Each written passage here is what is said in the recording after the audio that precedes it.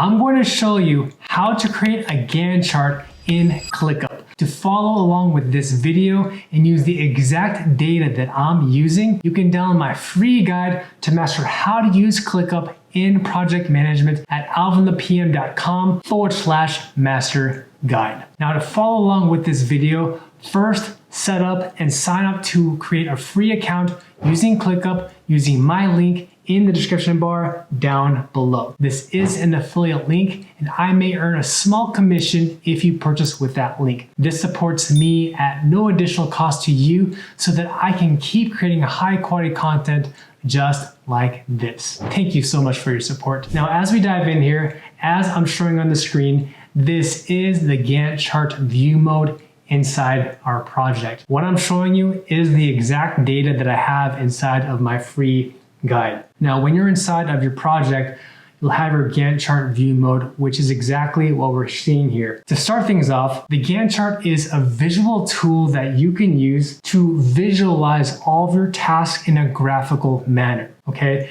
And it's a great way so you can see where are tasks lining up in the timeline, when are certain tasks planned to start, and when do they need to be finished. But not only that, you can also see how certain tasks are related to each other. When must one task start before another task must begin? So you can see all of these dependencies between each of these tasks. And so for me, I'm someone who is a visual learner. I like to see things visually, whether it's a picture, an image, a bar chart, or even a Gantt chart. It helps me better understand things. And so if that's the same thing for you, the Gantt chart is a very visual tool that you can easily use if you need to present your project plan to your team members, senior leadership, directors, and even your manager. Highly recommend it. And ClickUp has a very powerful Gantt chart that you can use instantly in a matter of a few minutes. In the ClickUp interface, what you'll notice is that it takes up this right part of the screen.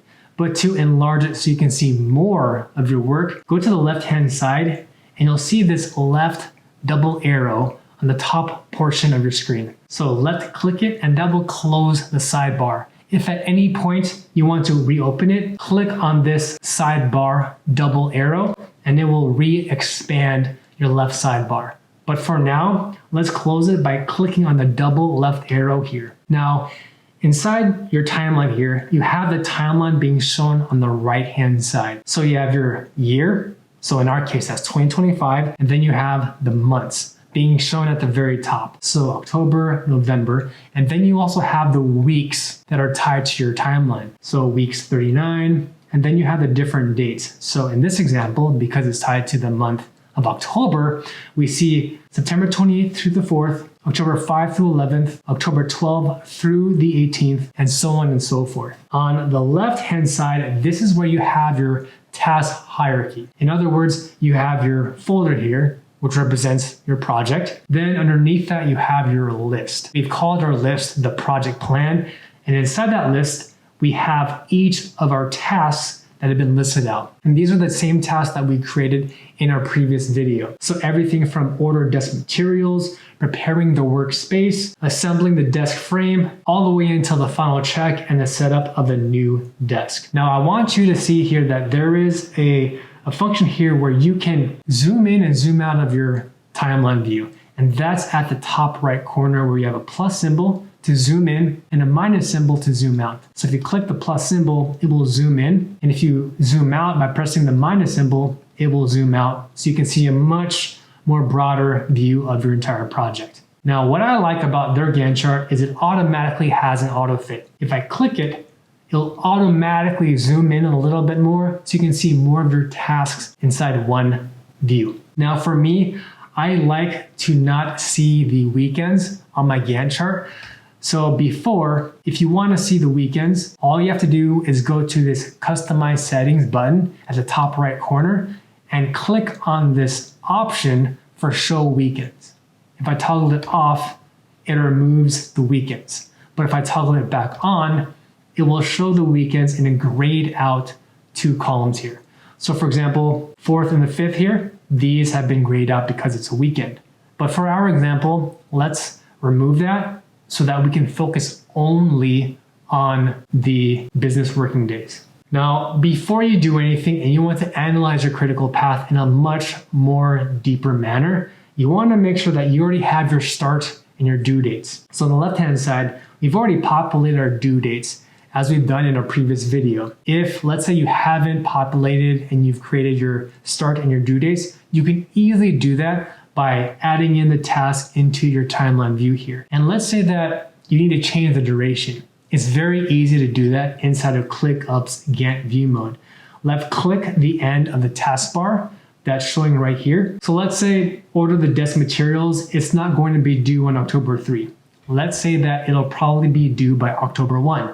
So we'll left click this vertical bar here, hold it, and then we can drag and drop it to the date that we think it'll finish by. So now we shorten the timeline of that specific task from October 3 to October 1.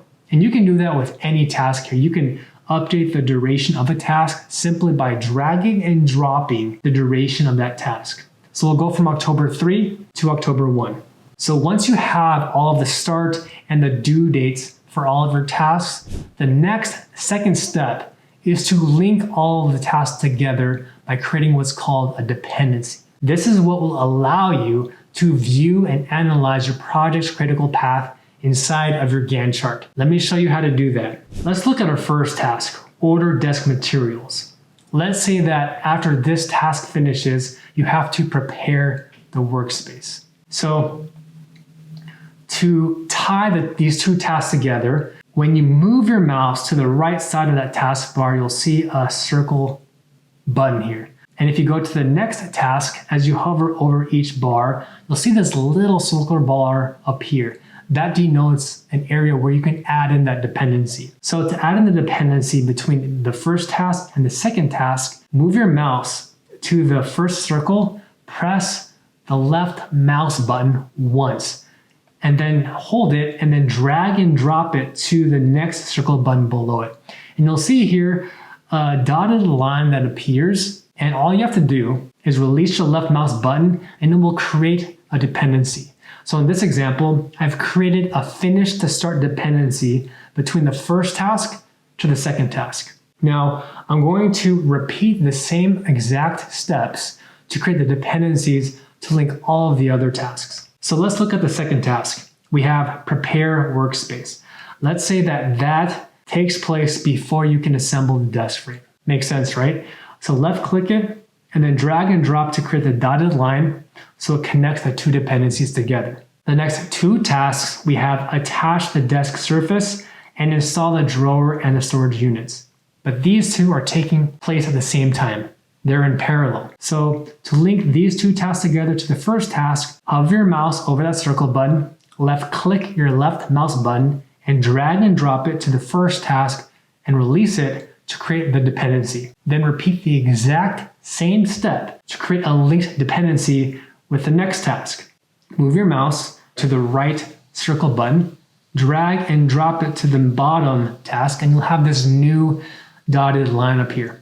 Release your mouse and you'll see a new dependency connecting the first task to the second task. Is that making sense so far? By the way, if you're getting value out of this video and how I'm showing you how to view and analyze your Gantt chart, comment the words for let's go in the comment section down below so that I know that you like and appreciate this content. Plus, it's our secret handshake so that I know you want more content like this. So let's keep going. Let's add a dependency, finish to start, from installing the drawer to finish and clean the desk. Now let's add another dependency from finish and clean the desk to test and clean the desk for stability. And we'll repeat the same exact steps to establish a dependency between the next two tasks.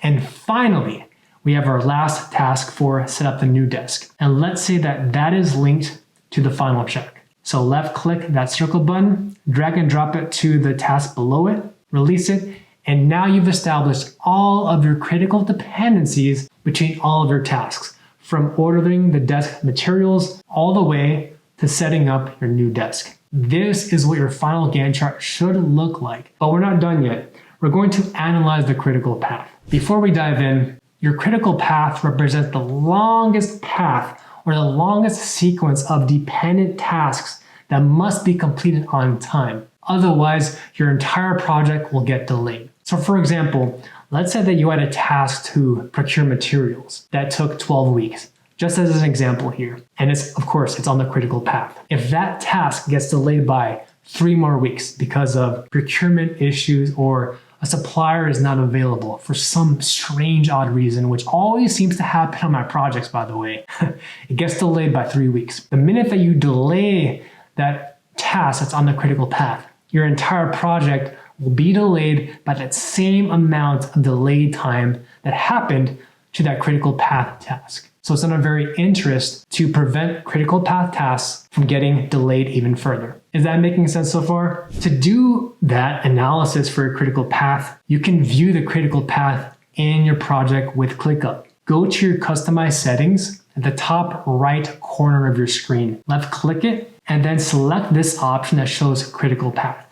When you do that, your entire Gantt chart will change color only for the tasks which are on the critical path. So in this case, if I exit out of the settings option, all of the tasks which are on the critical path have been marked with a red color. Anything that's not on the critical path has been marked on gray. So as an example, ordering the desk materials is on the critical path. If I delay this any further, it will continue to delay the project even more. But check this out. The timeline view or the Gantt chart mode in ClickUp also has what's called slack time. So what slack time does is it allows you to see how much time non-critical path tasks have before it potentially causes it to go in the critical path and delay your timeline. So let's activate it so I can show you what that means. So here we have attached desk surface.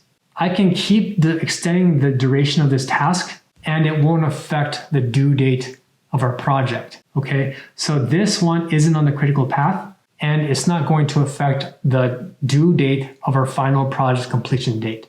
That's the power of having slack time on any of your project's tasks. So in this case, most of our tasks are on the critical path except this one. So in any project that you're managing, be on the lookout for which tasks have slack time. In this case, this task slack time is quite extensive. It's at least a few weeks here. So worst case, if this ended up getting delayed by more than a week, we're still okay because it doesn't affect or doesn't delay any other tasks which are on the critical path. Is that making sense? So again, use this tool for slack time to really understand and dive deeper into your Gantt chart to see what tasks might turn critical before your entire project's timeline becomes at risk. By the way, to follow along with this video and use the exact data that I'm showing you, don't forget to download my free guide to master everything with managing projects inside of ClickUp at alvinthepm.com/master guide. To dive deeper into this and to learn everything you need to master ClickUp to manage your projects, please watch this video next, and I'll see you in the next video.